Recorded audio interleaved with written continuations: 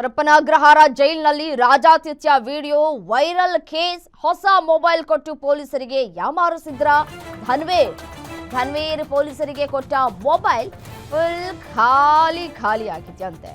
ಒಂದ್ ಕಡೆ data delete ಮಾಡಿ ಮೊಬೈಲ್ ಕೊಟ್ಟಿರೋ ಶಂಕೆ, ಇನ್ನೊಂದು ಕಡೆ ಹೊಸ ಮೊಬೈಲ್ ಕೊಟ್ಟು ಯಾಮಾರಿಸಿರುವಂತಹ ಶಂಕೆ ವ್ಯಕ್ತವಾಗ್ತಾ ಇದೆ.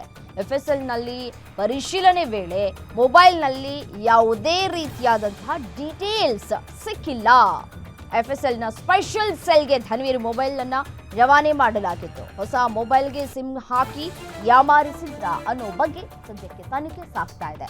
ಇದೇ ಕಾರಣಕ್ಕೆ ನಿನ್ನೆ ಧನ್ವೀರ್ ವಿಚಾರಣೆ ಮಾಡಿರುವಂತಹ ಪೊಲೀಸ್ನವರು ನನಗೇನು ಗೊತ್ತಿಲ್ಲ, ಏನೂ ಡಿಲೀಟ್ ಮಾಡಿಲ್ಲ ಅಂತ ನಟ ಹೇಳಿಕೆಯನ್ನು ಕೊಟ್ಟಿದ್ದಾರೆ. ವಕೀಲರು ಕಳಿಸಿದ್ದ ಆ ವಿಡಿಯೋವನ್ನ ಯಾರಿಗೂ ಕಳಿಸಿಲ್ಲ ಅಂತ ಹೇಳ್ತಾ ಇದ್ದಾರೆ ಧನ್ವೀರ್. ಹೊಸ ಮೊಬೈಲ್ ಅಥವಾ ಹಳೆ ಮೊಬೈಲ್ ಅನ್ನೋ ಬಗ್ಗೆ ಪರಿಶೀಲನೆ ನಡೀತಾ ಇದೆ. ಮೊದಲು FSL ತಜ್ಞರಿಂದ ಡಿವೈಸ್ ಪರಿಶೀಲನೆ, ಡೇಟಾ ಡಿಲೀಟ್ ಆಗಿರೋ ಬಗ್ಗೆ ಮಾಹಿತಿ ಸಿಗುತ್ತೆ. ಡಿಲೀಟ್ ಆಗಿದ್ರೆ ಮತ್ತೆ ರಿಟ್ರೀವ್ ಮಾಡುವಂತಹ ಸಾಧ್ಯತೆಗಳು ಕೂಡ ಇರುತ್ತೆ ಸಾಫ್ಟ್ವೇರ್ನ ಮೂಲಕ.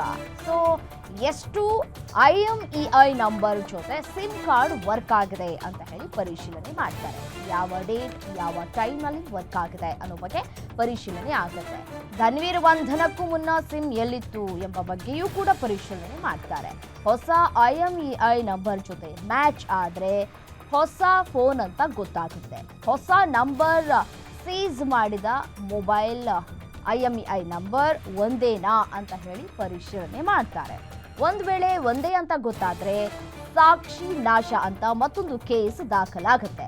ಈಗಾಗಲೇ FIR ಆಗಿರೋದ್ರಿಂದ ಸಾಕ್ಷ್ಯ ನಾಶ ಅಂತ ಮತ್ತೊಂದು ಸೆಕ್ಷನ್ ಸೇರಿಸ್ತಾರೆ. ಈ ಸಂದರ್ಭದಲ್ಲಿ ಬಂಧನ ಮಾಡುವ ಅಧಿಕಾರ ಕೂಡ ಪೊಲೀಸ್ನವರಿಗೆ ಇರುತ್ತೆ. ಸೊ ಇಲ್ಲಿ ಬೇರೆ ಸಿಮ್ ಕಾರ್ಡ್ ಬಳಕೆ ಮಾಡಿಕೊಂಡು ಅಥವಾ ಬೇರೆ ಮೊಬೈಲ್ ಬಳಕೆ ಮಾಡ್ಕೊಂಡಿದ್ರೆ ಏನು ಮಾಡ್ತಾರೆ ಪೊಲೀಸ್ನವರು ಅನ್ನುವಂತಹ ಪ್ರಶ್ನೆ. ಈಗ ಕೊಟ್ಟಿರುವಂತಹ ಮೊಬೈಲ್ ಓಕೆ, ಹೊಸದೋ ಹಳೇದಾಗಿದ್ರೆ ಯಾವುದೇ ಸಮಸ್ಯೆಗಳಾಗೋದಿಲ್ಲ. ಹೊಸ ಮೊಬೈಲ್ ಕೊಟ್ಟರೆ ಸಮಸ್ಯೆ ಆಗುತ್ತೆ. ಅಥವಾ ಎರಡೂ ಮೊಬೈಲ್ ಅಲ್ಲದೆ ಬೇರೆ ಮೊಬೈಲನ್ನು ಬಳಕೆ ಮಾಡ್ಕೊಂಡಿದ್ರೆ ವಾಟ್ ನೆಕ್ಸ್ಟ್ ಅನ್ನೋ ಪ್ರಶ್ನೆ.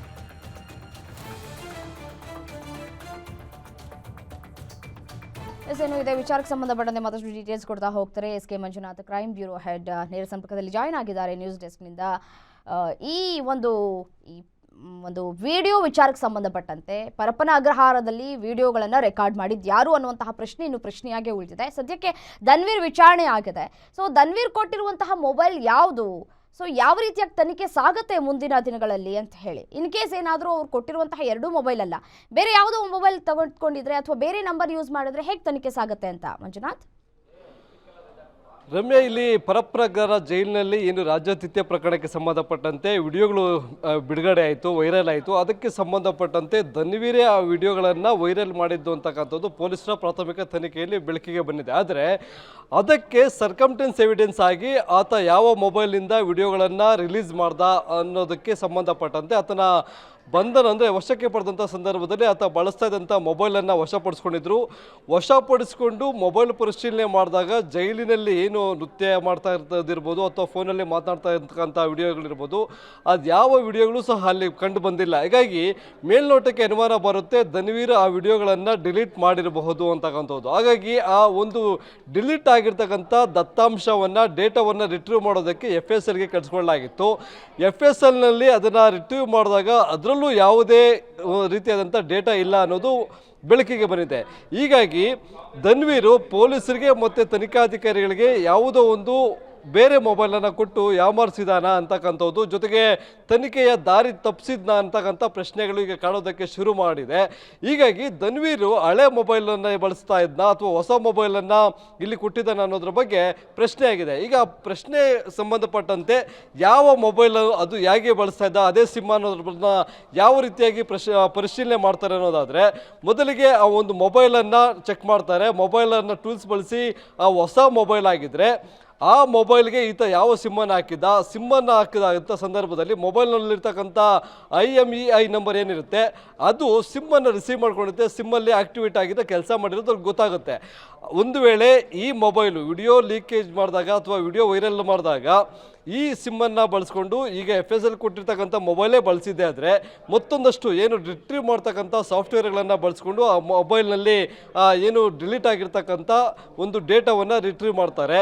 ಒಂದು ವೇಳೆ ಅದು ಆಗೋದಿಲ್ಲ ಅನ್ನೋದಾದರೆ ಇದೇ ಧನ್ವೀರ್ ಮೇಲೆ ಮತ್ತೊಂದು ಕೇಸನ್ನು ದಾಖಲು ಮಾಡ್ತಾರೆ. ಯಾಕಂದ್ರೆ ಈಗಾಗಲೇ FIR ದಾಖಲಾಗಿದೆ. ಆ FIRಗೆ ಸಂಬಂಧಪಟ್ಟಂತೆ ಈತ ಸಾಕ್ಷಿ ನಾಶಪಡಿಸೋದಕ್ಕೆ ಪ್ರಯತ್ನ ಪಟ್ಟಿದ್ದಾನೆ, ತನಿಖೆಯ ದಾರಿ ತಪ್ಪಿಸೋದಕ್ಕೆ ಪ್ರಯತ್ನ ಪಟ್ಟಿದ್ದಾನೆ ಅನ್ನೋ ನಿಟ್ಟಿನಲ್ಲಿ ಏನು BNS ಆ್ಯಕ್ಟ್ ಅಂದರೆ ಸಾಕ್ಷಿ ನಾಶಕ್ಕೆ ಸಂಬಂಧಪಟ್ಟಂತೆ ಯಾವ ಸೆಕ್ಷನ್ ಅನ್ವಯ ಆಗುತ್ತೆ ಆ ಸೆಕ್ಷನನ್ನು ಈ FIRಗೆ ಹೆಚ್ಚುವರಿಯಾಗಿ ಅಡಿಷನಲ್ ಆಗಿ ಸೇರ್ಪಡೆ ಮಾಡಲಾಗುತ್ತೆ. ಅದನ್ನು ಸೇರ್ಪಡೆ ಮಾಡಿದಾಗ ಇಡೀ ಪ್ರಕರಣದಲ್ಲಿ ಗೊತ್ತಾಗುತ್ತೆ ಇದು ಧನ್ವೀರ್ದೇ ಕೃತ್ಯ. ಧನ್ವೀರೇ ಈ ಹಿಂದೆ ಏನು ಶೋಯಬ್ ಅಂತಕ್ಕಂಥ ಒಬ್ಬ ಆರೋಪಿ ಜೈಲಿನಿಂದ ಬಿಡುಗಡೆ ಆಗಿದ್ದ, ಆತನ ಮುಖಾಂತರ ಇವನಿಗೆ ಬಂದಿತ್ತು. ಅದನ್ನು ಧನ್ವೀರು ವಕೀಲರಿಗೂ ಎಲ್ಲರಿಗೂ ಸಹ ಶೇರ್ ಮಾಡಿದ್ದ. ಹಾಗಾಗಿ ಈತನೇ ಪ್ರಮುಖವಾಗಿ ಜೈಲಿನಲ್ಲಿ ಏನು ರಾಜಾತಿಥ್ಯ ಪ್ರಕರಣಕ್ಕೆ ಸಂಬಂಧಪಟ್ಟಂತೆ ವೈರಲ್ ಆದಂಥ ವಿಡಿಯೋಗಳನ್ನು ವೈರಲ್ ಮಾಡ್ದ ಅನ್ನೋ ಒಂದು ಕಾರಣಕ್ಕಾಗಿ, ಜೊತೆಗೆ ಅದಕ್ಕೆ ಸಾಕ್ಷಿ ನಾಶ ಮಾಡಿದಂಥ ಆರೋಪದ ಮೇಲೆ ಬಂಧನ ಮಾಡುವಂಥ ಸಾಧ್ಯತೆಗಳು ಇದ್ದಾವೆ. ರಮ್ಯಾ, ಓಕೆ, ಥ್ಯಾಂಕ್ ಯು ತಮ್ಮೆಲ್ಲ ಮಾಹಿತಿಗಾಗಿ.